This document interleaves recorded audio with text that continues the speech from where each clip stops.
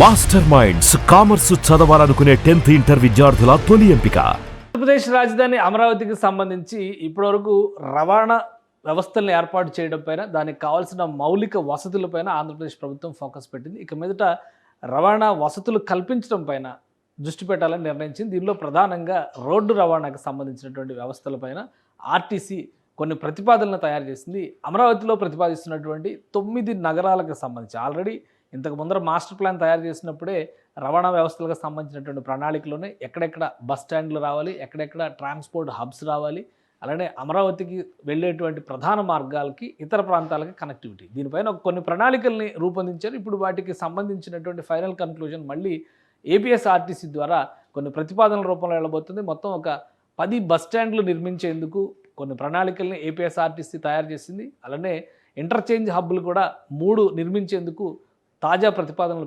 పెట్టబోతుంది. అంటే మొత్తం దీనికోసం కనీసం 165 ఎకరాల భూమిని ఏపీసీఆర్డీఏ నుంచి ఆర్టీసీ కోరేటువంటి అవకాశం కనిపిస్తుంది. ఈ ఇంటర్చేంజ్ హబ్బులు ఏంటి, బస్ స్టాండ్లు ఏంటి, వీటికి సంబంధించినటువంటి అంశాలను ఒకసారి విశ్లేషించే ప్రయత్నం చేద్దాం. ఆంధ్రప్రదేశ్ రాజధానికి సంబంధించినటువంటి ప్రణాళిక వచ్చిన ప్రతిసారి మనం ఈ ట్రాన్స్పోర్ట్కి సంబంధించి అంటే inner ring road, outer ring road, total core capital area, ఈ మూడు అంశాలతో ముడిపడినటువంటి రవాణా వ్యవస్థ గురించి మాట్లాడాల్సి ఉంటుంది. అలానే మాస్టర్ ప్లాన్ తయారు చేసేటప్పుడే ట్రాన్స్పోర్ట్కి సంబంధించినటువంటి ప్రతిపాదనలు కూడా తయారు చేస్తారు. ఇది అప్పట్లో రూపొందించినటువంటిది. అయితే కొన్ని మాడిఫికేషన్స్తో ఇప్పుడు జరుగుతున్నటువంటి కార్యక్రమాలను దశల వారీగా అమలు చేయాలని చెప్పని ఆంధ్రప్రదేశ్ ప్రభుత్వం డిసైడ్ చేసినటువంటి నేపథ్యంలో ఆర్టీసీ కొన్ని ప్రతిపాదనలు చేసింది. ఇక్కడ ఇక కనిపిస్తున్నటువంటి వైలెట్ కలర్లో కనిపిస్తున్నటువంటి చుక్కలన్నీ కూడా ఇంటర్చేంజ్ హబ్బులుగా భావిస్తాము. ఇంటర్చేంజ్ హబ్బులు ప్రతిపాదనలు చేశారు. అయితే ఇంటర్చేంజ్ హబ్బులకు సంబంధించి తాడేపూడి, అనంతవరం, కృష్ణాయపాలెం, నిడమర్రు ఈ 4 చోట్ల ఇవి నిర్మించాలనుకున్నా. అయితే ప్రస్తుతం ఉన్నటువంటి రిక్వైర్మెంట్స్ పరంగా 3 చోట్ల కృష్ణాయపాలెం అనేది లోపల వచ్చేటువంటి అవకాశం ఉంటుంది కాబట్టి ఏది డ్రాప్ చేస్తారనేది క్లారిటీ ఉండాలి. ఎందుకంటే ఇటు నుంచి వచ్చాయి, వైజాగ్ నుంచి వచ్చేటువంటి మార్గాలన్నింటినీ కూడా ఇటు నుంచి కనెక్ట్ చేస్తుంది. అలానే ఇటువైపు రాయలసీమ ప్రాంతం నుంచి వచ్చేటువంటి ప్రాంతం మొత్తాన్ని కూడా ఈ హబ్ కనెక్ట్ చేస్తుంది. ఇటు చెన్నై వైపు వెళ్ళేటువంటి మార్గాల్ని ఈ హబ్ కనెక్ట్ చేస్తుంది.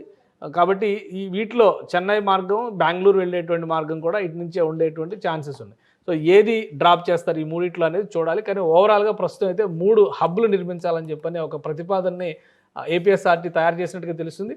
అయితే ఈ 3 హబ్బులు నిర్మిస్తారు. ఈ 3 హబ్బులకి సంబంధించి ఒక్కొక్క హబ్కి 25 ఎకరాల చొప్పున 75 ఎకరాలు మొత్తం అవసరం అవుతుందని చెప్పని రాష్ట్ర ప్రభుత్వాన్ని కోరేటువంటి అవకాశం ఉంది. ఇది ఆర్టీసీ చేస్తున్నటువంటి ప్రతిపాదన.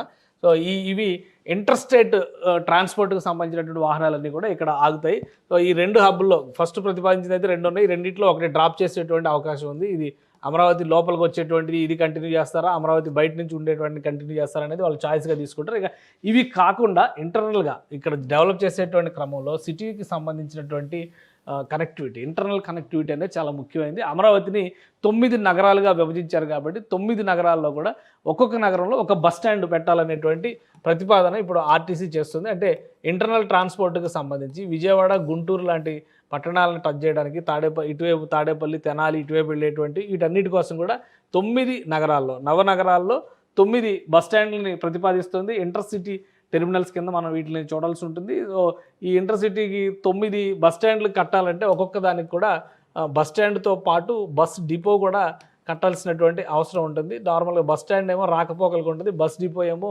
ఇంటర్నల్ మెయింటెనెన్స్, రిపేరు, అలానే వర్క్షాప్ ఇవన్నీ కూడా అక్కడ మెయింటైన్ చేయాల్సి వస్తుంది. సో ఈ 9 బస్ స్టాండ్లకి 9 డిపోలకి సంబంధించి చూస్తే కనుక బస్ స్టాండ్కి ఒక 5 ఎకరాలు, డిపోకి ఒక 5 ఎకరాలు, అంటే ఒక్కొక్క దానికి 10 ఎకరాల చొప్పున కేటాయించాలనేటువంటి ప్రతిపాదనని ఏపీఎస్ఆర్టీసీ సిద్ధం చేసినట్టుగా తెలుస్తుంది.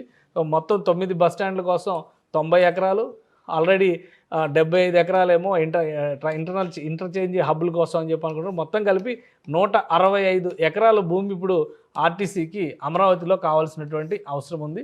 దీన్ని ఇమీడియట్గా కనుక శాంక్షన్ చేస్తే స్మార్ట్ సిటీస్ పథకం కింద, అలానే కేంద్ర ప్రభుత్వం ఇస్తున్నటువంటి కొన్ని గ్రామీణ అర్బనైజేషన్ అంటే పట్టణాభివృద్ధి పథకాలకు సంబంధించినటువంటి స్కీమ్స్ను ఉపయోగించుకోవడం ద్వారా నిధులు దక్కించుకోవాలని చెప్పని ఆంధ్రప్రదేశ్ ప్రభుత్వం భావిస్తుంది. ఇది అమరావతి డెవలప్మెంట్ అథారిటీ ఇచ్చేటువంటి క్లారిటీని బట్టి ఈ పనుల్ని వేగంగా మొదలు పెట్టాలి. అమరావతిలో రాకపోకలు పెరిగేటువంటి క్రమంలో, ఇంటర్నల్ రోడ్ సిస్టమ్స్ డెవలప్ అయ్యేటువంటి క్రమంలో ఈ బస్ స్టాండ్లు కూడా రెడీ అయితే అక్కడ వసతుల కల్పనతో పాటు రాకపోకలకు సులువైనటువంటి, అమరావతిలో ఒక ప్రాంతం నుంచి మరొక ప్రాంతానికి వెళ్ళాలంటే ఈ బస్ స్టాండ్లు ఉపయోగపడతాయి. కాబట్టి ఎలా వీటిని డెవలప్ చేయాలి, బయట నుంచి వచ్చేటువంటి వాటి కోసమేమో ఈ ఇంటర్నల్ హబ్లు డెవలప్ చేయాల్సినటువంటి అవసరం ఉంటుంది. సో మొత్తం మీద ఒక సమగ్ర ప్రణాళికతో ఆంధ్రప్రదేశ్ ప్రభుత్వానికి ఏపీఎస్ఆర్టీసీ ప్రతిపాదనలు ఇవ్వబోతుంది. ఇది ఏపీసీఆర్డీఏ ఫైనల్ చేసిన తర్వాత 165 ఎకరాల భూములు కేటాయించడంతో పాటు దీనికి కావాల్సినటువంటి నిధుల సమీకరణ పైన ఆర్టీసీ ఫోకస్ పెట్టబోతుంది. అంటే రాబోయే రోజుల్లో ఒక 2 ఏళ్ల లోపే ట్రాన్స్పోర్ట్కి సంబంధించి అంటే రహదారి వ్యవస్థని డెవలప్ చేసేటువంటి క్రమంలోనే దానికి కావాల్సినటువంటి ఇతర సామాగ్రిని కూడా డెవలప్ చేసే పనిలో ఆంధ్రప్రదేశ్ ప్రభుత్వం నిమగ్నమైంది. దానికి తగ్గట్టుగా ఏపీఎస్ఆర్టీసీ కూడా ప్రణాళికలను సిద్ధం చేసుకుంటుంది. సుమన్ టీవీలో మీ పర్సనల్ అండ్ బిజినెస్ ప్రమోషన్స్ కోసం కింది నెంబర్కి కాంటాక్ట్ చేయండి.